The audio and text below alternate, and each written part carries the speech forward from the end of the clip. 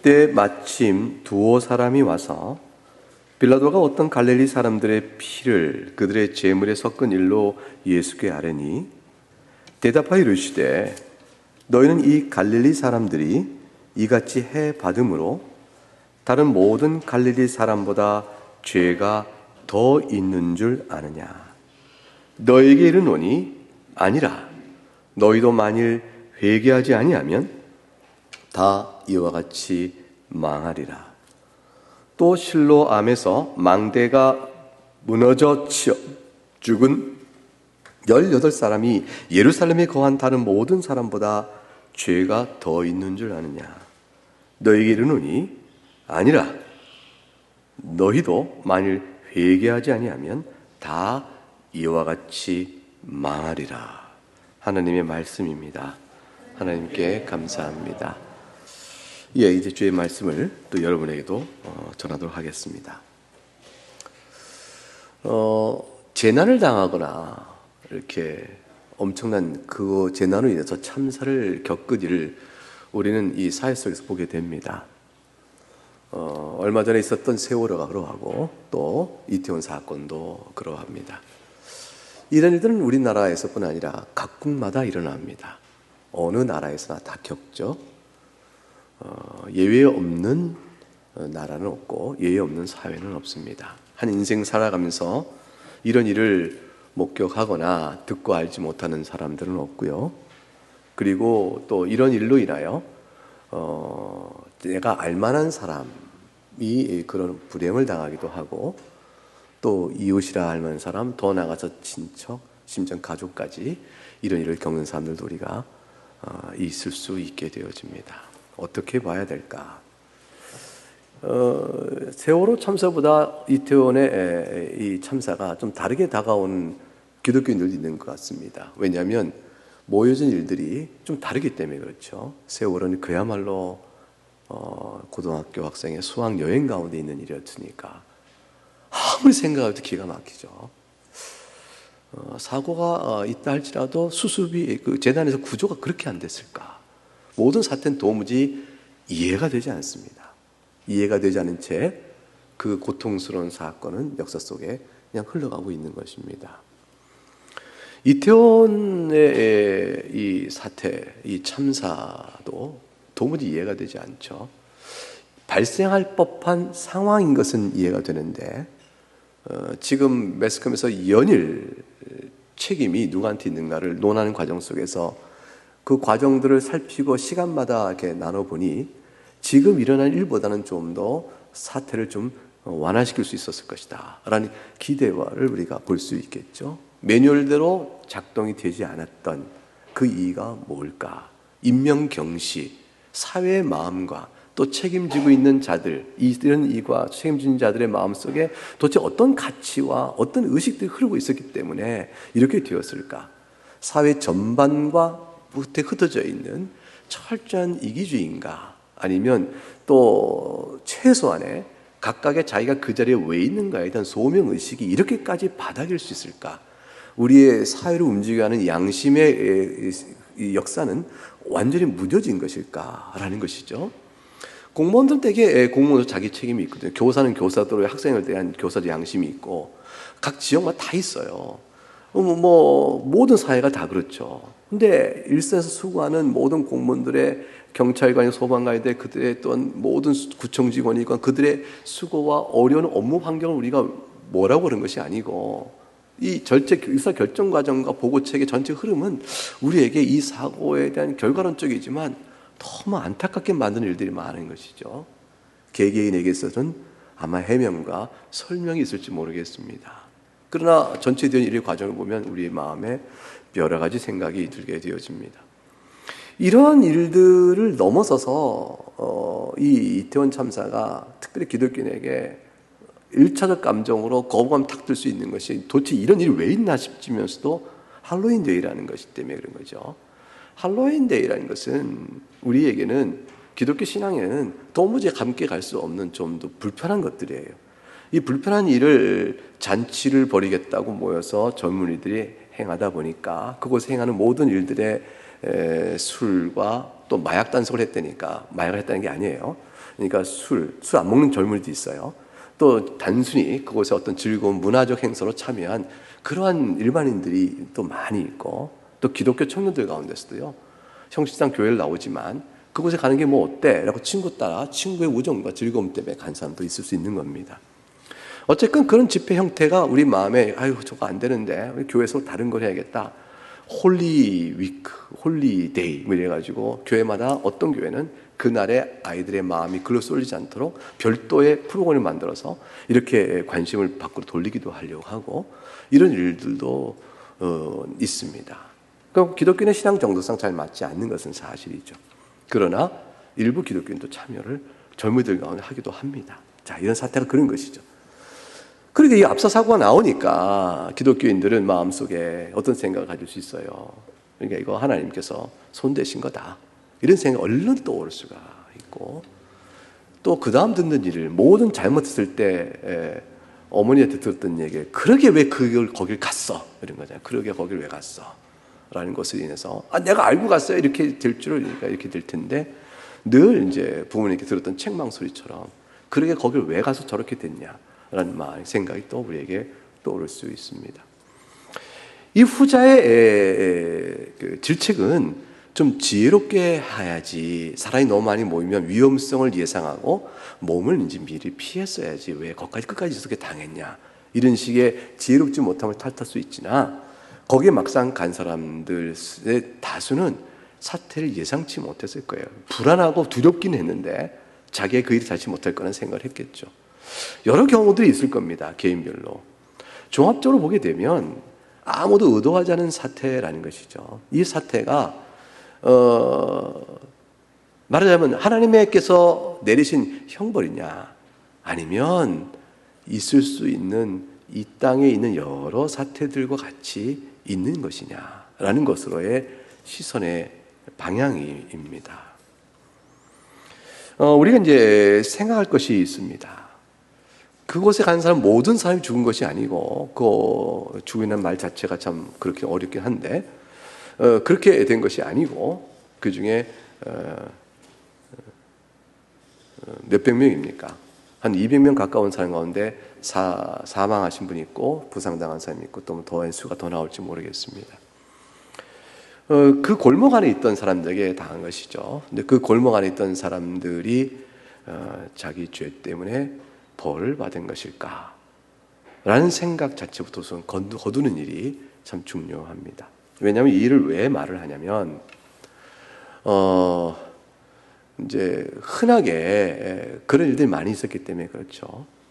인도네시아에 이제 쓰나미 사건이 있어서 많은 사람들이 생명을 잃었을 때, 강단에서 그 나라가 우상을 숭배하고, 또 그 나라가 또 종교적 이슬람이고, 또 그 나라가 어떻고, 그래서 쓰나미 사건을 통해 하나님 심판하신 것이라 하고 감히 말하신 분이 있어요.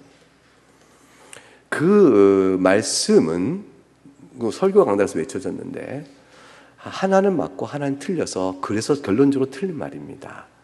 맞다는 것은 무엇이냐면, 이 세상은 하나님의 심판 아래 있기 때문에 일반적인 죄악 아래에 있어서, 죄에 대한 심판에 있어서 불행한 사태가 일어난다는 측면에서 일반론적인 얘기는 맞습니다. 그 이야기는 우리가 겪는 모든 사태가 다 똑같이 적용되는 것이에요. 인도네시아에만 해당되는 것이 아니고 우리나라에 겪는 모든 일도 똑같이 적용되는 겁니다. 이 세상의 역사는 다 죄 아래 있고, 그것은 하나님의 심판 아래에 있어서 불행한 사태들이 있게 되어집니다. 근데 그분의 인도네시아의 쓰나미도 그런 것이죠. 그렇지만 그것이 그 사고를 당하여 죽음을 당한 사람들의 개개인의 특정한 죄에 대한 심판으로 특정하게 하게 되어지면, 하나님께서 섭리하신 일에 대한 판단을 자기가 이렇게 결정화시켜 버리게 되어지는 것이죠. 하나님이 하시는 섭리를 인간이 임의로 결정화돼서 그건 그것 때문이라고 말할 수 있는 권위나 또는 그런 신학적 이해를 막 내볼 수 있는 사람은 아무도 없습니다. 아무도 없습니다. 그렇게 해서는 안 되는 것이죠. 그렇게 했을 때 나타난 우리 신앙인에게 주어지는 일반적인 또 구체적인 양면 다 있는데 해악이 너무 심합니다. 그래서 그렇게 말하게 될 때에 나타나는 문제는 결론적으로 하나는 일반적은 맞지만 그러나 그것을 인도네시안 특정화된 어떠한 또 사고당한 사람들을 특정화돼서 말하는 순간에 그것이 잘못된 판단을 내기 때문에 종합적으로 틀린 판단이 되고 결론은 뭐냐면 유익하지 않은 말을 했다. 올바른 판단의 말을 한 것이 아니다라는 생각을 해야 합니다. 신앙적인 열심을 보게 되면 우리가 그렇게 행해야 되는 거 아니에요? 라는 생각이 들지 모릅니다. 그러나 그렇지 않은 것입니다. 왜냐하면 첫째는 우리는 어떤 사람이 당하는 또는 어떤 집단이 당하는 불행한 참사에 대해서 그것이 특정한 그 집단의 죄라든가 그 개개인의 특정한 죄 때문이라고 하고 우리가 하나님의 섭리를 꼭 집어 말할 수 없습니다. 우리는 누구도 모릅니다. 모르기 때문에 모르는 사실을 아는 것으로 말하는 것은 옳지 않습니다. 우크라이나에서 벌어진 전쟁으로 죽어가는 많은 사람들 가운데 믿음의 형제들이 있어요. 전쟁에서 교인은 하나님의 자녀는 살아남고 하나님을 믿지 않는 사람들은 전쟁의 참사로 그들은 죽음을 당한다. 그거 개인의 죄 때문이다. 이렇게 말하면 얼마나 어리석은 말이 되어지겠습니까? 일본의 후쿠시마니까 거기 원전 사태로 인해서 사람들이 많은 불행을 당하고 거기도 쓰나미가 일어났습니다. 그것 또한 그들 개개인의 특정한 죄 때문이라고 말하고 살아남은 사람이 죽은 사람을 향하여 손가락질하면 결코 안 되는 것이죠. 세월호에서 우리가 이렇게 물에서 죽어했던 그 아이들 가운데서 믿음의 아이들이 참 많습니다. 그 안산 지역에 있었던 각 교회는 자기 사랑하는 고등부 아이들의 그 죽음 때문에 교회가 그 아이들 상처를 그 형제 그 아이들 그 고등부 아이들 그 교회 안에서 상처를 이렇게 치유하느라고 얼마나 하나님의 은혜를 구하여 그 마음이 회복될 수 있기를 기도하는지 모릅니다. 믿음의 아이들을 왜 하나님께서 그렇게 어려움을 댔을까? 아이들 죄라고 말하면 안 됩니다. 미국의 9.12 사태가 일어나서 항공기가 빌딩에 탁 충격을 받으니 빌딩이 그대로 폭삭 앉게 되는 상황인데 그 상황까지 얼마간에 재난의 피해를 피할 수 있던 사람도 있었겠죠. 막 그렇게. 그러나 그렇지 못한 사람, 숱한 사람 가운데 하나님 형제도 있습니다. 이렇게 일반화시켜서 말할 수 없기 때문에 우리는 개개인의 특정한 죄에 대한 하나님의 징벌이다, 형벌이다 이렇게 말하면 안 됩니다. 모르는 것이죠.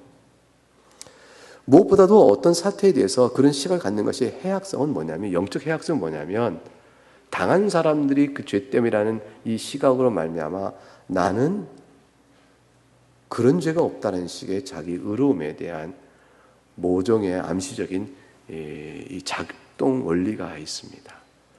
이거는 굉장히 악한 것입니다. 다른 사람의 불행한 일에 대하여 불행을 겪은 사람은 죄 때문이고 불행을 겪지 않은 나는 그 죄를 범치 않기 때문이라는 생각의 이 작동이 우리 바탕 안에 늘 있다는 생각을 경계해야 합니다. 우리는 늘 그렇습니다. 아이들에게 설교할 때도 말한 것처럼 우리가 이 재난에서 명쾌되는 건 하나님의 사랑 때문이다. 하나님 나를 얼마나 사랑하는지 모르겠어. 이렇게 말하므로 한평생 유복한 집안에 태어나 좋은 교육을 받고 좋은 배우자를 만나 살고 아이들 낳는데 아이들도 좋은 환경 안에서 또 아이들 사회적으로 잘 자리를 잡고 성공했다 하고 그러면서 또 기독교적 환경 안에서 신앙생활까지 하면서 한평생 하는 동안에 내가 얼마나 큰 하나님의 사랑을 받고 사는지 말도 못해요라고 이걸 하나씩 꼽는 순간에 이걸 사랑의 증거로 내미는 순간에 이것은 하나님께서 그의 인생을 그렇게 붙드시고 그에게 세상에 평안을 준 뜻과 목적을 모르게 되는 것이죠. 하나님은 그 사람에게 그런 유복한 환경과 평안한 인생으로 장수하다 살다가 이 세상을 마치게 될 게 그때 그 사람은 하나님의 교회에 많은 일을 할 수도 있어요. 그런 환경에 자라왔기 때문에 또 뭐 어떤 형태로든가 교회에 위하여 유익한 많은 일을 할 수도 있겠죠. 그러나 그 모든 것들은 자신만이 누렸던 하나님의 어떤 특별한 사랑이요. 그렇게 하나님의 사랑을 그걸로 환원시켜 해석하게 되면 그걸로 하나님의 사랑을 해석하게 되면 하나님의 사랑이 너무 좁아지는 것이에요.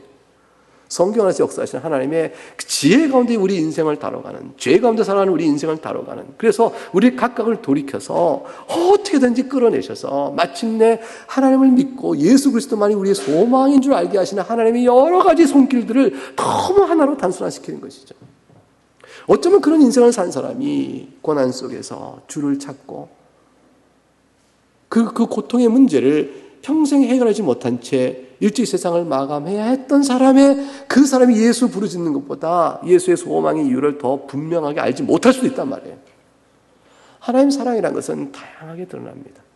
어느 누구도 우리 가까이 하는 하나님의 사랑의 손길을 표준화시키거나 일반화시키면 죄입니다. 그건 신학의 무지예요. 하나님께서는 섭리를 그렇게 하지 않으십니다. 그러면 여러분 모두에게 제가 분명히 말씀하시죠. 여러분 모두 하나님의 사랑 가운데 있어요. 여러분 형편이 어떠하든지 간에, 다른 생각 비교해 내가 어떠하든지 간에 여러분 모두가 사랑을 받고 있는 것입니다.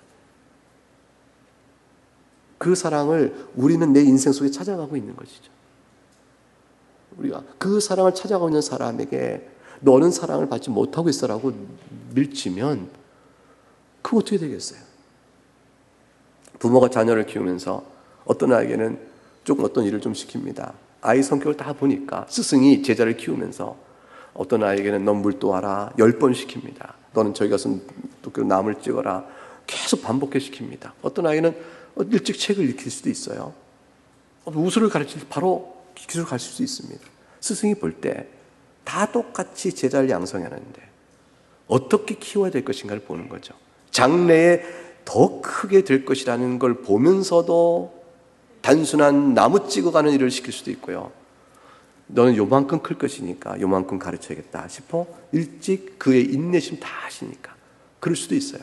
스승은 제자를 보면서 각기 맞게끔 교육을 시켜갈 수 있습니다.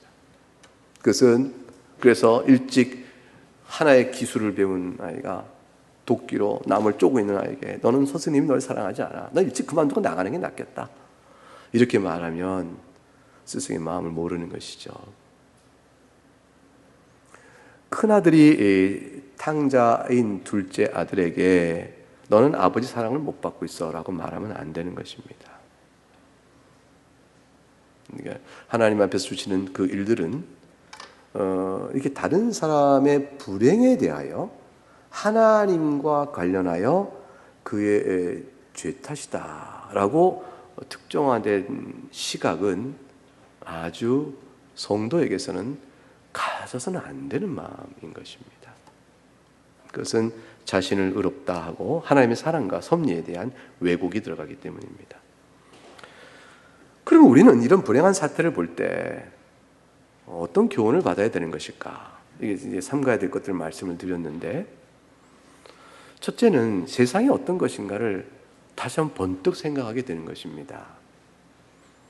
어제와 오늘이 같고 오늘과 내일도 같을 것이라 그저 난 소박하게 내가 노동하고 이번 달에는 얼마큼 하나님 주셨네 라고 내가 소득을 보니까 아유 이번 달에는 좀 작게 주셨네 다음 달은 더 주실까 이거 갖고 내가 1년을 살아갈 때 이런 식으로 계속 나오면 안 되는데 불안과 근심도 같지만 그래도 한 달 살아가면서 하루하루 살아가면서 이렇게 살아간 동안에 내 식구 그냥 안녕하고 이렇게 살아가니까 됐다.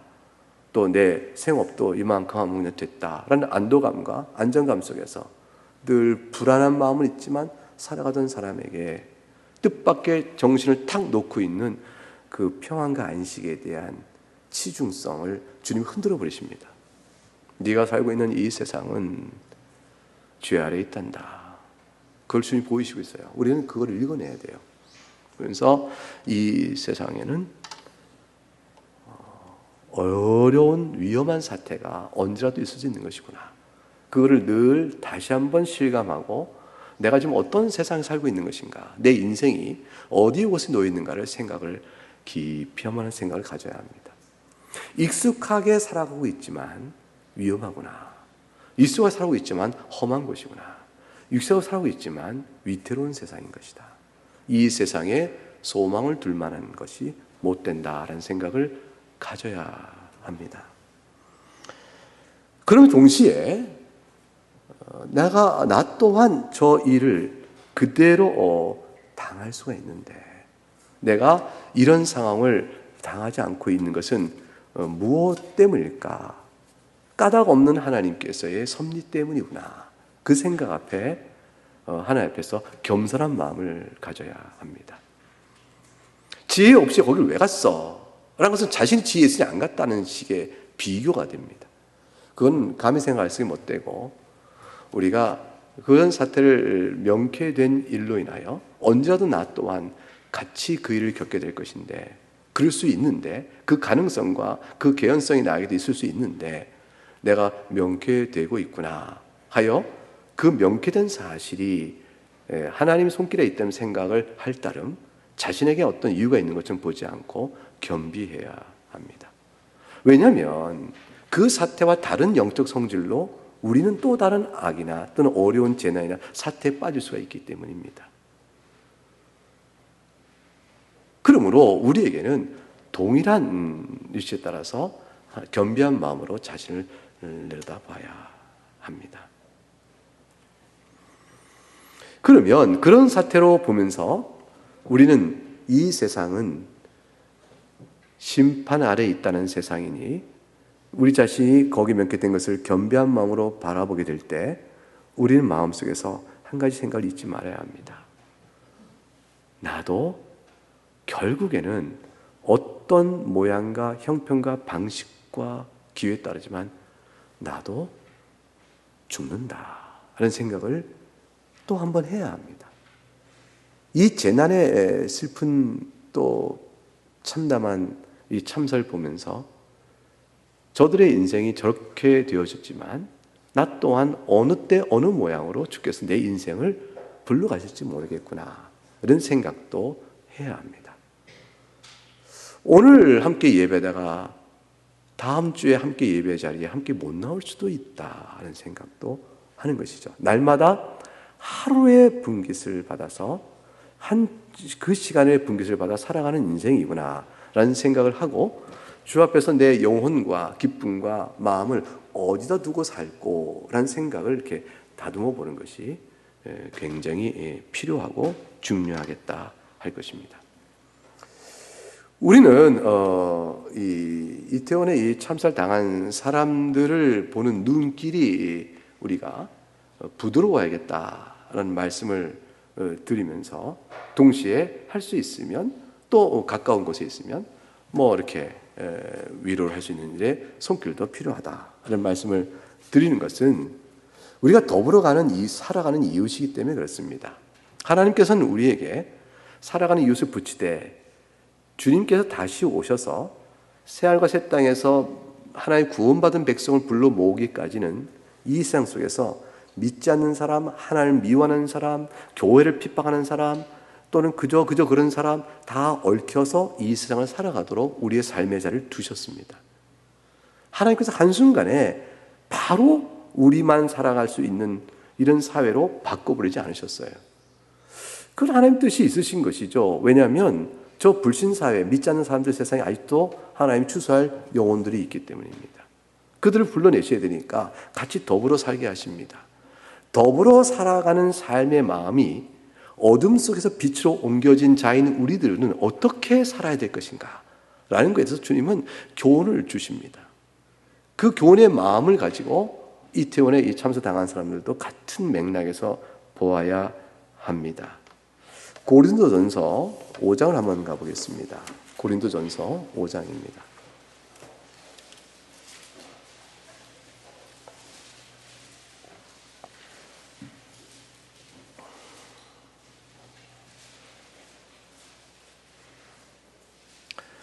네, 고린도서 5장 9절로부터 11절까지를 한번 같이 읽어볼까요? 9절로부터 11절까지 읽습니다. 시작. 내가 너에게 쓴 편지에 음행하는 자들을 사귀지 말라 하였거니와 이 말은 이 세상에 음행하는 자들이나 탐하는 자들이나 속여 빼앗는 자들이나 우상 숭배하는 자들을 도무지 사귀지 말라 하는 것이 아니니 만일 그리하면 너희가 세상 밖으로 나가야 할 것이라. 이제 내가 너에게 쓴 것은 만일 어떤 형제라 일컫는 자가 음행하거나 탐욕을 부리거나 우상 숭배를 하거나 모욕하거나 술 취하거나 속여 빼앗거든 사귀지도 말고 그런 자와는 함께 먹지도 말라 함이라. 교중에 있는 형제를 대하는 것과 또 세상의 사람들과 관계하는 것에 대한 구별을 해놓고 말씀합니다. 11절에 교중에 있으면서 형제라 일컫는 자가 음행을 회개치 않고 계속하거나 탐욕을 부리는 기질과 성질과 마음의 행사에 그 모든 것들을 주 앞에서 돌이키지 않으려 하거나 우상 숭배의 죄악과 모욕과 술 취하는 일들을 습관적으로 계속해 나가며 도무지 행실을 끊지 않거든 형제로 여기지 말라는 말씀이죠. 그런 자는 함께 사귀지도 말고 먹지도 말라 했으니 교중에서 관계를 끊어라. 이게 이제 교회에 주신 바 된 권징의 권세입니다. 이거를 행하라 라는 것이에요. 그런데 세상에 있는 사람들과는 어떠냐. 그래서 9절에 보니까 우상에게 제물을 바치고 우상 신전에 있는 여사제들과 음행을 하며 그것을 우상 세상 사는 세상 사람들 그 사람들과 사귐을 하지 말라라는 말은 그들과 영적인 멍에를 같이 매지 말라는 것입니다. 그들의 행실을 그대로 보는 것이 아니죠. 그러나 10절에 보니까 도무지 사귀지 말라 하는 것은 아니니 도무지 사귀지 말라는 것은 해야 될 관계 유지가 있는데 그 관계의 성질이 무엇일까? 도덕법에 기초한 관계를 유지하는 것이요. 그 사회 시인법이 정당하다면 시인법 아래서 살아가는 관계를 의미합니다. 그래서 이 나라의 헌법적 질서와 민사 형사적인 질서가 있잖아요. 그것들을 지켜가는 관계 안에서 믿지 않는 사람과 관계를 맺어가는 것이고 도덕법적 기초 아래서 그들과 함께 지켜가는 더불어가는 사랑의 관계 삶을 하는 것입니다. 그러면서 더하여 주께서 말씀하시기를 그 일을 할 때 너희들이 이웃을 사랑하라 너희가 들었거나 내가 너에게 말하느니 원수도 사랑하라 하는 데까지 그들을 향한 마음이 거리낌과 먼 마음이 아니라 그 질서 안에서 오히려 사랑의 마음으로 대하라고까지 말씀하세요. 그러니까 믿지 않는 가족들을 어떻게 대해야 될까요? 라고 묻습니다. 영적인 멍에는 같이 맬 수 없으나 사랑의 마음으로 대해야 하는 것이죠. 믿지 않는 친구를 어떻게 될까요? 또 직장 안에서 믿지 않는 사람은 어떻게 될까요? 사회법과 도덕법적 기초 하에 그들과 선한 관계를 유지하면서 사랑의 마음으로 마음을 열고 대하려고 애를 써야 하는 것입니다. 그것을 가지고 살아라. 하나님께서 우리에게 주신 교훈이에요. 불신자들과 함께 더불어 이 세상에서 그렇게 살아라. 그렇게 살도록 노력을 해라 하는 것입니다. 원수까지 사랑하라 해서 이 말은 기가 막힌 일이잖아요. 주님께서 우리의 영적 정서를 잘 아셔요. 로마서 12장에 가게 되니까 이렇게 말씀을 주셨습니다. 로마서 12장 17절에서 21절까지 말씀인데 로마서 12장 17절 21절까지 말씀 한 절씩 나누어 읽겠습니다. 끝절은 같이 읽죠. 아무에게도 악을 악으로 갚지 말고 모든 사람 앞에서 선한 일을 도모하라.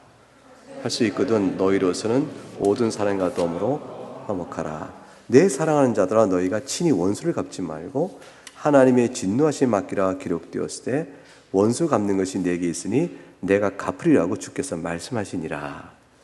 네 원수가 줄이거든 먹이고 목마르거든 마시게 하라. 그리함으로 네가 숯불을 그 머리에 쌓아놓으리라. 같이 읽습니다. 악에게 지지 말고 손으로 악을 이기라. 좀 더 구체적으로 사도 바울을 통해서 하나님께서 말씀하셨죠. 할 수 있거든 모든 사람과 서로 화목하게 지내라. 그래서 주님께서 원하시는 것은 믿지 않는 사람에게 좋은 평판을 들어라. 쉽게 얘기하면 그렇게 되는 것입니다. 예수 믿는데 성질은 고약해가지고 예수 믿는데 원래 사람이 이기적이고 아주 편협해. 예수 믿는데 어쩌면 그렇게 자기밖에 모르는지 모르겠어. 예수 믿는다고 하는데 참 그래. 나쁜 평판 듣지 말라. 좋은 평판을 들어라. 사랑으로 할 수 있거든 화목하며 대하라. 이게 주신 내용이죠. 그래서 이태원 참사가 있었던 그 다음날 예정되었던 어느 기독교 단체의 집회가 있었어요. 그 집회를 처음에 그 지도부에서 어떻게 결정했냐면 상당히 많은 수가 모이는 겁니다. 굉장히 많은 수가 뉴스가 나오는 모임인데 워낙 그 모임의 이유가 중차대하기 때문에, 그렇기 때문에 우리는 참사대로 애도하는 분위기에서 계속 모여서 우리가 하겠다라고 지도가 첫 번째 결정했었어요. 그 소식을 제가 받고 안 된다, 이건 무조건 거둬라, 안 된다. 근데 다행스럽게 그날 집행부에서 의논 끝에 오후 늦게 안 하는 것으로 결정이 되었습니다. 너무 다행스러운 일이었어요. 그것은 목적한 바를 이루기보다 목적한 바를 해야 할 뿐 아니라 전략적 후퇴가 있죠. 전술적 후퇴도 있고, 그런 면에서 지혜로운 결정일 뿐 아니라 그때는 할 일이 아닌 것이에요. 멈춰주는 것이 화목하게 지내는 것이죠. 거기에 대해서 기독교인이 만일 모여가지고 할로윈이란 하고 만일 비방의 어떤 집회를 가지면 그것은 멈출 일이에요. 지금은 그것이 아닌 것이에요. 할로윈 나쁜 것은 평소에 다 가르칠 일인 것이지, 그 계기를 삼아 할로윈이 죄받아서 그렇다는 식으로 논리를 끌어간다면 그건 완전 이단적 섹트죠. 종파주의 사람들이 가진 사람들의 생각인 거죠. 우리가 일반 사회 속에 우리를 둔 것은 하나님 무엇인가? 왜 우리 가족은 다 믿지 않을까? 왜 이렇게 나를 힘들게 할까? 제사 때마다 왜 이렇게 힘들게 할까? 난 어떻게 하면 좋아? 이런 부분에서 우리는 어떤 답을 가져야 될 것인가? 라는 것이 있는 것이죠. 결국은 우리는 이와 같이 믿지 않는 사람들의 관계를 가져가야 하면서 로마서 9장에 가게 되면 사도 바울은 그들을 향한 구원의 열정 때문에 이렇게까지 말하잖아요. 로마서 9장을 가볼까요? 로마서 9장 1절과 2절은 합쳐져 있고 3절이 그 다음 이어집니다. 1절부터 3절까지 한번 같이 읽어보겠습니다. 시작. 내가 그리스도 안에서 참말을 하고 거짓말을 아니하노라. 나에게 큰 근심이 있는 것과 마음에 그치지 않는 고통이 있는 것을 내 양심이 성령 안에서 나와 더불어 증언하노니, 나의 형제 곧 골육의 친척을 위하여 내 자신이 저주를 받아 그리스도에게서 끊어질지라도 원하는 바로다. 결국 내 골육의 친척이 그리스도를 배척하고 있는 그 영적 상태 속에 사도 바울은 배척과 미움보다 아픔으로 안았습니다. 결국 우리의 가족이요, 또 친구요, 또 더 넓게 이웃이요, 이 나라의, 우리나라 이 사회를 향한 우리의 마음이 이 아픈 마음으로 기도하는 것이죠. 이들이 다 구원받기를 원하는데 어찌 이런가? 이건 사랑과 화목이에요. 그래서 그들에게 복음을 전하여 그들이 구원받는 데 도움이 되는 일이면 내가 하는 것이죠. 그들에게 악을 행함으로 복음을 전할 기회가 없잖아요. 그러니까 선을 행하는 것이죠. 그게 사랑의 마음으로 할 수 있는 화목케 하는 이유가 되어질 것입니다. 그렇게 나가는 것이죠. 그 마음으로 사도 바울은 들끓습니다. 자신이 저주를 받아 그리스도에 끊어질지라도 원하는 바라 할 만큼 강렬한 마음을 갖고 있는 것입니다. 이 시각으로 바라보면서 그 참사에 대한 형태도 바라봐야 합니다. 우리 내부적으로 우리끼리만 하는 얘기가 있어요. 우리끼리만 할 수 있는 얘기. 그게 뭐냐면, 세상은 결국 저 참사는 세상의 마지막 날에 구원받지 못할 자가 당할 하나님의 심판의 아주 작은 모습인데, 이건 우리끼리 할 수 있는 얘기예요. 우리가 영적인 각성을 하면서 말씀드렸습니다. 우리도 다 죽는다. 그러나 우리에게는 생명이 있다. 우린 구원이 있다. 내가 병들어 죽건 사고로 죽건 어떤 형태로 우리도 죽을 텐데, 그것이 사회적 재난 가운데 내가 껴서 죽게 될지, 아니면 질병이 어느 집단적 전염병이 나한테 와서 나 죽게 될지, 아니면 개인적인 병으로 죽게 될지, 뭐 여러 가지 상태가 있을 것이에요. 그러나 그 상태로 나도 죽음이 온다는 사실을 생각하고, 그러나 나에게 낙원의 기쁨이 있다라는 사실을 마음에 두면서 이 죄알 있는 세상을 심판하시는 하나님의 정한 때 심판의 두려움과 무서움을 예수 먼저 믿는 사람은 돌이켜볼 수 있습니다. 이때 생각할 게 뭐냐면, 마지막 날은 예기치 않게 오겠구나. 개인적으로 예상치 못한 사고로 우리가 불행한 일을 당하게 되지, 이 세상에 있는 많은 사람들은 예기치 않게 주님 오실 날을 맞게 될 것입니다. 주님께서 그렇게 말씀하셨습니다. 노아의 홍수 때와 같이 내가 임할 것이라 그랬습니다. 그러므로 누구에게도, 개인적으로 살아가는 우리에게도 언제 예기치 못하게 우리 죽음이 다가오죠? 사실 질병 가운데 있다가 이렇게 좀 고생을 하시겠지만 내가 얼마 남지 않았구나 예상하는 사람은 그렇게 보면 오히려 복된 점도 있어요. 근데 사고란 것은 그런 것을 전혀 생각할 수가 없죠. 죽음을 준비할 마음의 태도를 하나님 앞에서 갖지 못하고 당하게 되는 거잖아요. 그러니까 우리가 나도 저 사고를 당하는 자리에 있었다면 내가 하나님 앞에 나갈 준비를 하고 있었나, 이 생각을 한번 해보는 것이 굉장히 유익하죠. 우리 안에서는 말이죠. 우리 안에서는 이 이야기를 그것을 아는 사람에게 말할 수 없습니다. 이거는 불신자 믿지 않는 사람에게 해줄 말이 아니에요. 신앙의 비밀을 모르기 때문에 그들에게는 우리가 할 수 있는 화목하고 할 수 있는 사랑으로 당하고 그들의 말을 들어주고 얼마나 힘이 드시고 얼마나 아픕니까? 제가 그걸 다 알지 못하네요 라고 말하면서 그냥 있어주고 있는 내면이 중요한 것이고요. 우리 안에서는 내가 하나님 앞에 왔는 교훈은 예기치 않게 이렇게 있을 수 있구나. 내가 하나님 만날 준비가 어떻게 하면 하루하루를 살아가는가. 이 삶이 나에게 원래부터 주어진 것이 아니고 지금도 하나님이 살려주셔서 사는 것인데, 이 생각을 해보면서 주님에게만 소망을 두고 그 낙원의 기쁨을 바라보는 것이죠. 환난과 눈물과 슬픔과 다시 아픈 것이 없고 곡하는 것이 없는 그날을 바라보는 사는 은혜를 구하는 것이죠. 그리고 할 수 있는 한 이 세상 사람들에게는 화목하게 선으로 대하며 사는 것입니다. 이태원 참사를 당한 이때쯤에 우리의 마음은 어떠해야 될 것인지 주 앞에서 온갖 여러 얘기들이 주변에 들릴 수 있기 때문에 오늘 말씀을 통해 한번 살펴봤습니다. 그래서 주님께서 너희가 본문에 대신 말씀 속에, 본문 해설을 아직 안 했기 때문에 간단하게 마지막 조금 덧붙이겠습니다. 사람들이 주님께 물었죠. 도대체 이 갈릴리 사람들이 빌라도에서 그냥 와서 살해를 당해가지고 대량 학살을 당한 것이죠. 여러 사람들이 그런 것이에요. 그러니까 그들의 재물에 그들의 피를 섞은 일을 예수가 알았습니다. 이런 참담한 일이 어디 있습니까? 라고 물었을 때 질문의 의도가 뭔지는 여기 나타나지 않습니다. 갈릴리 사람의 피를 짐승의 피와 함께 섞어버려 된 재물에 섞은 일이 이게 합당합니까? 이럴 수 있습니까? 하고 이런 걸 묻는 거지. 아마도 이건 아닌 것 같아요. 왜냐하면 이미 자기들이 갖고 있는 유대인의 신학 안에서 설명이 다 됐을 거예요. 그리고 이런 일이 얼마큼 심각한지는 모르겠어요. 왜냐하면 이것이 만약 굉장히 심각했으면 유대인 사회에 폭동이 일어날 만하거든요. 빌라도에게 어떻게 그렇게 할 수 있냐 할 수 있는데 오늘 본문에 그런 내용이 없습니다. 오늘 본문의 이 사건과 관련하여 그들이 예수님께 찾아 물은 것은 한 가지였어요. 누가 보면 전체 기록하면서 의롭다를 받는 길이 뭐냐, 하나님 앞에 구원받는 길이 뭐냐와 관련된 사건들인데 의사 누가는 이거를 주 앞에 기록합니다. 이게 기록합니다. 그때 예수께 물었습니다. 질문의 의도, 내용, 그것은 우리가 알 수 없는데 예수의 답변이 그것을 역으로 우리에게 보여줍니다. 그래서 2절에 이 갈릴리 사람들이 이같이 해받음으로 다른 모든 갈릴리 사람보다 죄가 더 있는 줄 아느냐?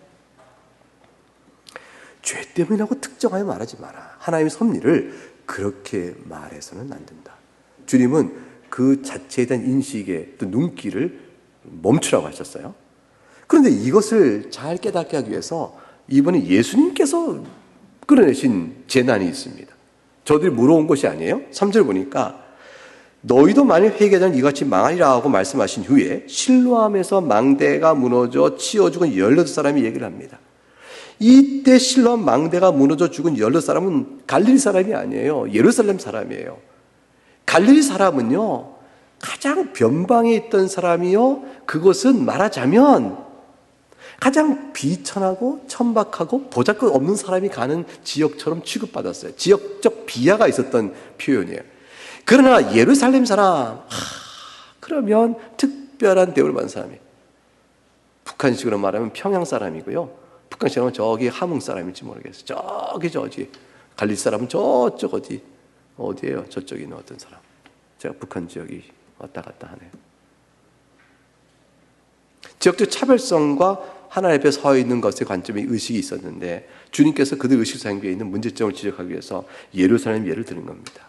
예루살렘에 거한 다른 모든 사람보다 죄가 더 있는 줄 아느냐라고 물으셨습니다. 결국은 저들이 저렇게 불행을 당한 것은 죄 때문이야 라고 생각하지 못하게 하신 것이죠. 자, 그런데 주님께서는 그렇게 말씀하시면서 너희도 만일 회개하지 않으면 이같이 망하리라고 말씀하신 이 교훈의 내용이 아주 의미심장합니다. 결국은 깨달으라. 다른 사람이 겪은 이 불행과 참담한 현실 속에는 죄 아래에 있는 우리들의 모습을 보고 있는 것이다. 특정한 그 개인들이 우리보다 죄가 더 있어난 것이라고는 시각을 거둬라. 그 시각 속에 담겨있는 뭐가 문제죠? 다른 일에는 정죄요 자기의 의의 원리가 작동되어 있거든요. 주님은 그것은 예수 그리스도가 이 땅에서 죄인을 부르러 오셨다는 사실을 듣지 못하게 만드는 방해거리예요. 영적인 치명적 결함입니다. 주님이 그것을 막으신 거죠. 그러므로 우리는 모든 참사 안에서 얽혀진 여러 사람들을 봅니다. 희생자 사람들의 죽음을 넘어서서 그것과 관련된 사태를 막을 수 있었으나 왜 못했을까 하는 모든 책임 추궁의 여러 요소를 다 보면서 이것을 개인의 죄 때문이 아니라 우리 또한 거기에 참여하는 여러 관계에 있을 때 우리는 어땠을까를 돌아보는 측면이 되어야 한다라는 측면인 것이죠. 그래서 도리어 주님께서는 죄 가운데 살아간 이 세상 속에 벌어지는 일반적인 어느 사연에 있을 수 있는 이러한 사건들과 사태를 통해서는 항상 우리가 죄 아래 있고 심판 아래 있는 세상이며 우리 또한 늘 죄 중에 있으니 주의 은혜만이 살 길인 줄 알고 회개하여 주 앞에 살아가는 일로 너의 인생의 믿음의 길을 걸어가는 데 유익이 되게 하라라는 말씀으로 정리할 수가 있겠죠. 네, 그 말씀이 우리에게 주시는 교훈이라 할 것입니다. 우리는 이번 사태를 통해서 여러분 각각이 깨달은 교훈들이 있어야 합니다. 그리고 또 주 앞에서 우리가 불신사회와 더불어 어떤 삶을 살아야 될 것인가 그 생각을 해야 합니다. 마음과 말과 눈길 그리고 손길에 있어서 우리는 어때야 될 것인가를 생각하는 주의 말씀의 교훈이 우리에게 있기를 바랍니다. 설교 가운데 말했어야 될 내용인데 마지막 정리가 놓치고 지금 말씀드립니다. 녹음 가운데서 이거의 말을 설교 가운데 넣을 수 있으면 좋긴 하겠습니다만 할로윈 데이 때 이태원에서 여러 가지로 놀자 하여 가는 것은 젊은이들에게 즐거움을 즐기는 권리라 특권이다 생각도 하고 이해할 수 있겠으나 기독교인이 그 자리에 가는 것은 신앙적으로 덕스럽지 않습니다. 삼가하는 것이 마땅하고 그래야 합니다. 그러나 그곳에 어찌됐건 간 사람들이 사고를 당한 것은 할로윈이라는 모임의 특성, 우리가 볼 때 영적인 성격, 그것과 인과관계를 연결시켜서는 안 되는 것입니다. 사고는 사고대로 봐야 하고 그런 면에서 그들의 슬픔과 고통을 일반인들 하여 선한 마음으로 대해야 한다. 그것이 오늘 정리되는 내용인 것입니다. 여러분 같이 한번 각각 말씀 받은 적용대로 기도하시겠습니다. 하나님 아버지